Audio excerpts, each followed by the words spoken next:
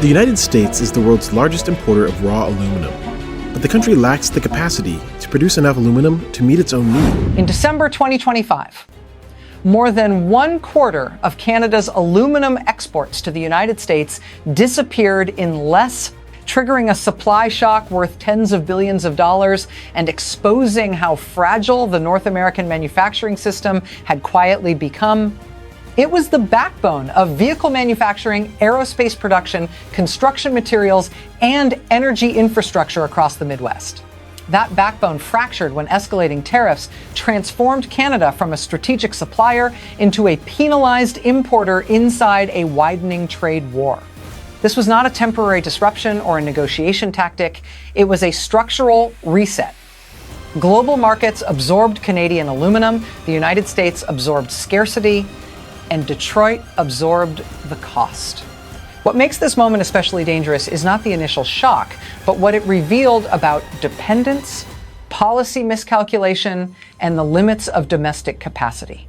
And by the end of this analysis, we will reveal the structural damage few policymakers have acknowledged and the hidden costs that may permanently reshape United States manufacturing. The turning point did not arrive with a press conference or a political announcement. It arrived quietly, inside procurement spreadsheets and contract renegotiations, as tariffs imposed by the United States pushed Canadian aluminum beyond the threshold of economic logic. By the final quarter of 2025, shipments to the United States had fallen by more than 1/4 compared to the previous year. In absolute terms, this represented tens of billions of dollars in aluminum no longer available to American manufacturers. At the same time, European import data recorded unprecedented inflows of Canadian metal, while Asian buyers rapidly locked in multi-year contracts that effectively removed that supply from North America. The consequences inside the United States were immediate and severe. Domestic aluminum production, hollowed out over decades, proved incapable of scaling fast enough to replace lost volumes. Imports from alternative suppliers were constrained by logistics, quality specifications, and geopolitical risk. As availability tightened, competition intensified, and prices surged.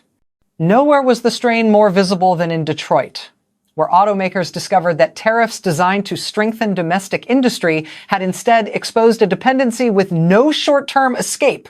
And what happened next inside the aluminum market would trigger a price divergence so extreme that it rewrote the cost structure of American manufacturing, a development few outside the industry fully understood at the time.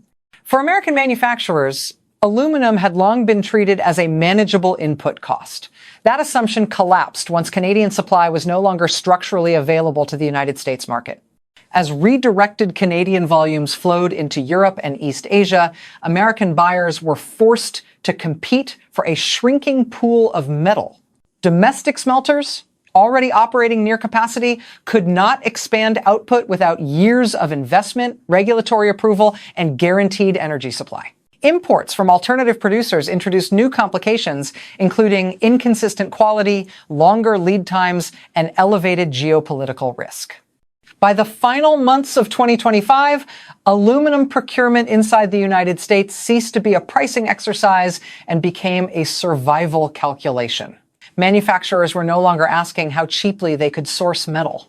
They were asking whether supply would arrive at all. This shift alone altered investment decisions, production planning, and inventory strategies across multiple sectors. The most destabilizing effect was uncertainty.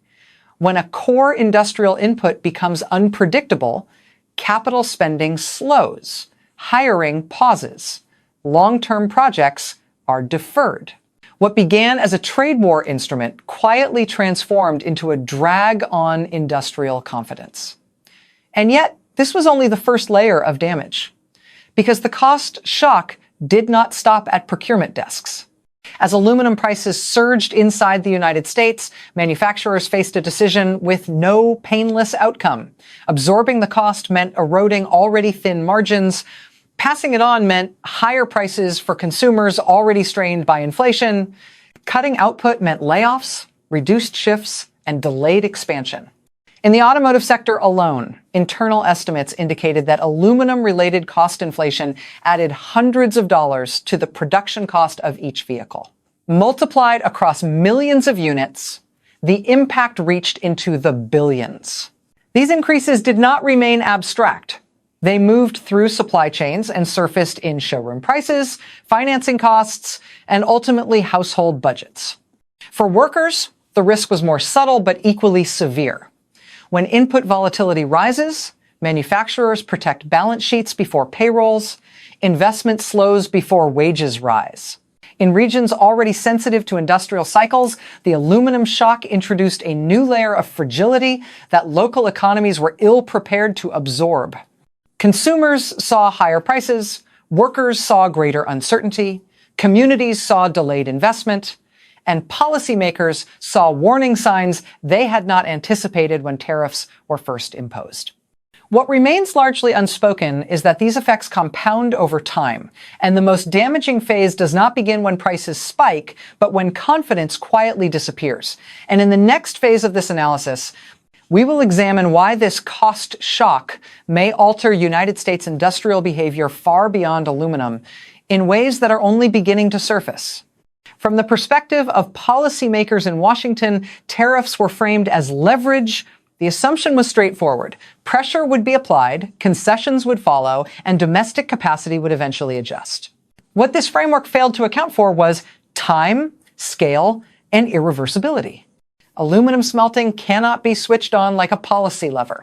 Building new capacity requires multi-year investment cycles, massive and reliable energy supply, environmental permitting, and long-term price certainty. None of these conditions existed when tariffs were escalated.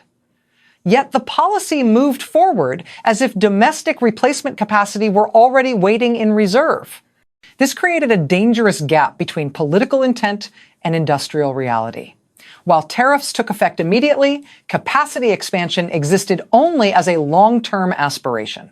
The result was a window of exposure in which the United States penalized its primary supplier without securing an alternative.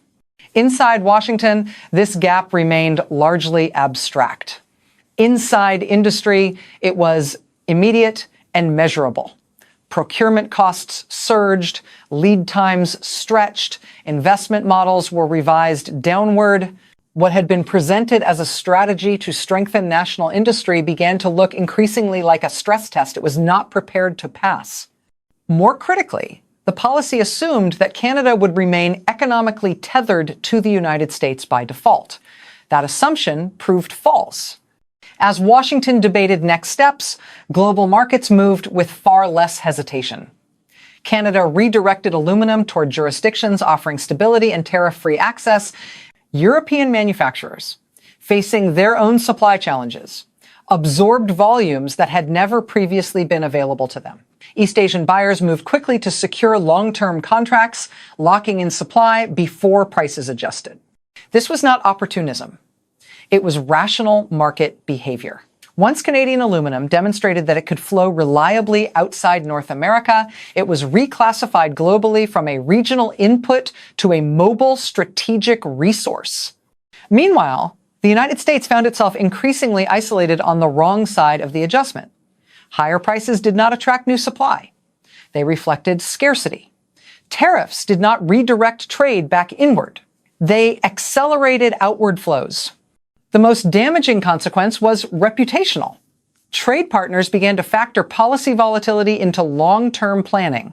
Stability, once a quiet advantage of the United States market, became a variable risk.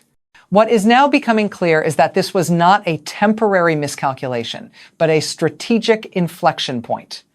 Global supply chains adapted. Contracts were rewritten. Trust was reassigned.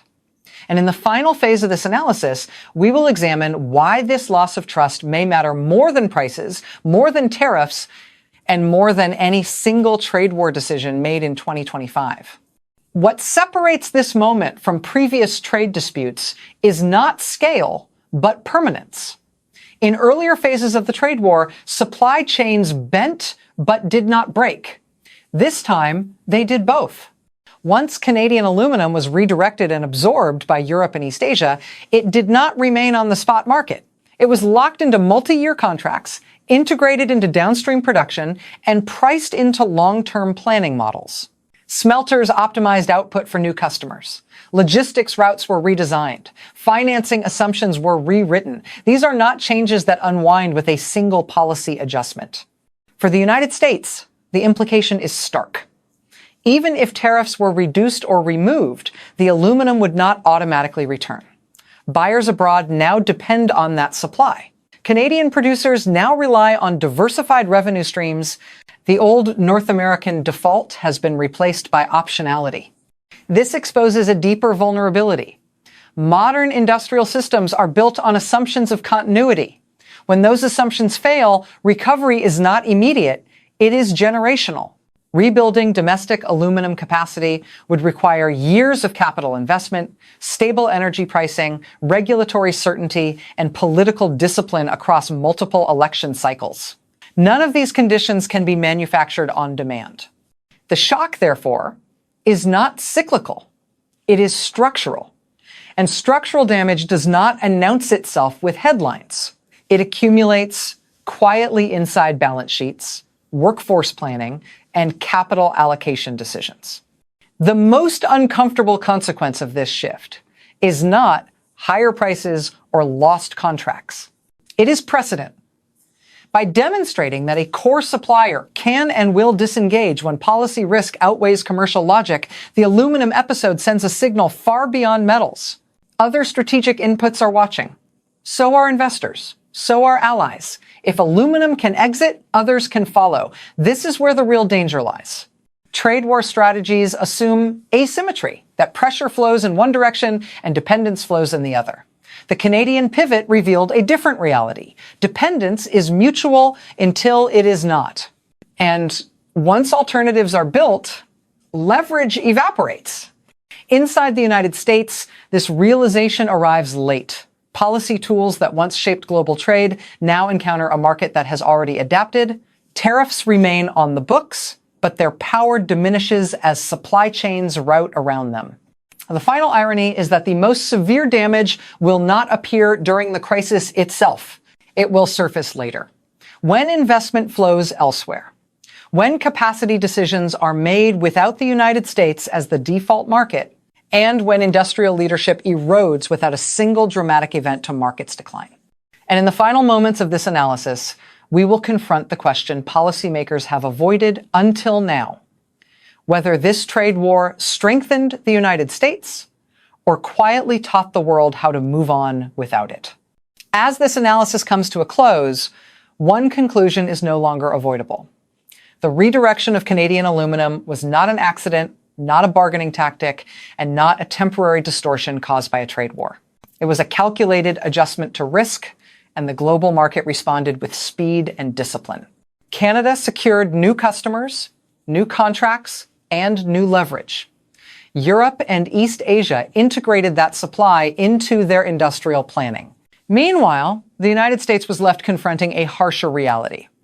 Tariffs can change prices, but they cannot instantly rebuild capacity, restore trust, or reverse decisions already embedded into global supply chains. For American manufacturers and workers, the costs continue to surface quietly. Higher input prices, delayed investment, reduced certainty. These are not headline events. They are slow-moving pressures that shape competitiveness over years, not months. The most important question now is not whether this strategy can be adjusted, but whether it arrived too late to prevent lasting damage. Because once markets learn how to operate without you, the leverage you believed you had begins to fade. And that leaves one final question for policymakers, investors, and voters alike. Was this a bold strategy meant to defend American industry, or a costly miscalculation that taught the world how to move forward without it? For more fact-based global trade analysis, subscribe and stay informed. Special feature: Canada under pressure, Canada ascendant. Over the past year, a pattern has emerged that many observers in the United States initially dismissed as coincidence. One by one, sectors once assumed to be firmly anchored to American demand began slipping beyond Washington's reach. Aluminum was not the beginning of this shift. It was the most visible confirmation. As the trade war intensified, the United States leaned heavily on tariffs as its primary instrument of leverage. The logic was familiar. Apply pressure, raise costs, and force compliance. What this strategy underestimated was Canada's capacity to absorb short-term pain while executing long-term repositioning. Instead of responding with retaliation or rhetoric, Canada responded with re-engineering. Across energy, minerals, manufacturing inputs, and logistics, Canadian exporters quietly rewrote their exposure to the United States market. Contracts were diversified, shipping routes were restructured, regulatory alignment with Europe and Asia accelerated.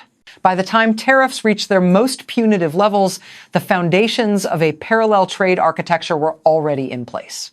The aluminum pivot was merely the clearest example.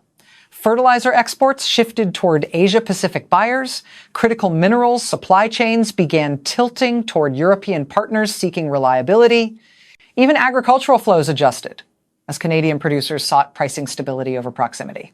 In each case, the United States discovered the same uncomfortable truth. Leverage weakens rapidly once alternatives mature. This sequence produced what can only be described as a series of asymmetric victories for Canada. Not victories measured in headlines or political statements, but victories embedded in contracts, infrastructure, and dependency reversal. While Washington focused on enforcement, Ottawa focused on insulation. While tariffs escalated, Canada reduced its vulnerability. The most damaging consequence for the United States was not immediate economic loss, but strategic erosion. Every successful Canadian redirection reduced the credibility of future pressure. Every new non-United States customer became another anchor, pulling supply away from North America. Over time, the balance shifted. The United States was no longer the indispensable market. It became one option among many. What made these victories especially potent was their cumulative effect.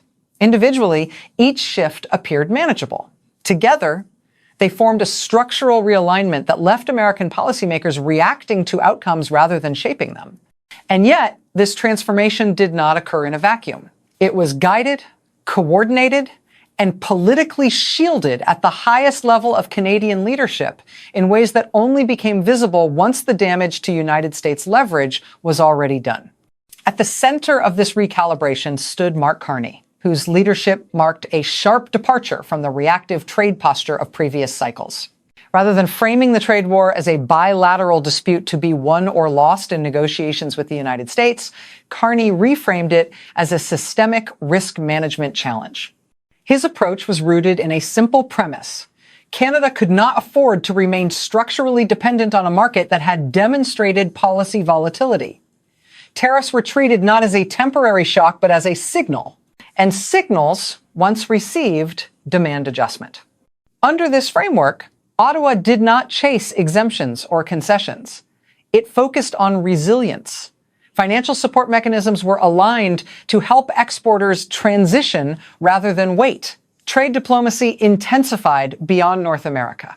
Domestic consensus was cultivated around the idea that short-term discomfort was preferable to long-term subordination. Crucially, this strategy would not have held without public backing. Canadian households, businesses, and workers absorbed higher costs, disrupted trade flows, and transitional uncertainty with a degree of cohesion rarely seen in trade disputes. There were no mass reversals, no political fractures that Washington could exploit. The tariff pressure encountered resistance not through confrontation, but through endurance. This unity proved decisive. Tariffs rely on pain translating into political pressure. In Canada, the pain did not fracture the system, it reinforced it. Businesses adapted, consumers adjusted, and public discourse increasingly framed diversification as economic self-defense rather than sacrifice. For the United States, this was a strategic failure few anticipated. The trade war did not isolate Canada, it accelerated its independence. By the time the aluminum shock fully registered in Detroit and the Midwest, the political conditions necessary to reverse Canada's course no longer existed. The deeper implication is unsettling. Leadership mattered, public alignment mattered. And together, they demonstrated that tariff-based pressure loses effectiveness when a society chooses adaptation over compliance.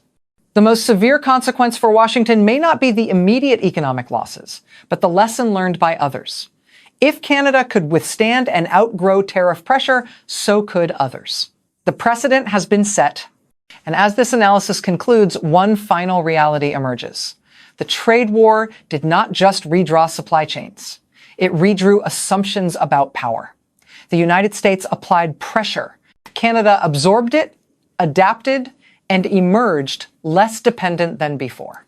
What remains to be seen is whether policymakers in Washington recognize that the strategy failed not because it was too weak, but because the world it relied upon no longer exists.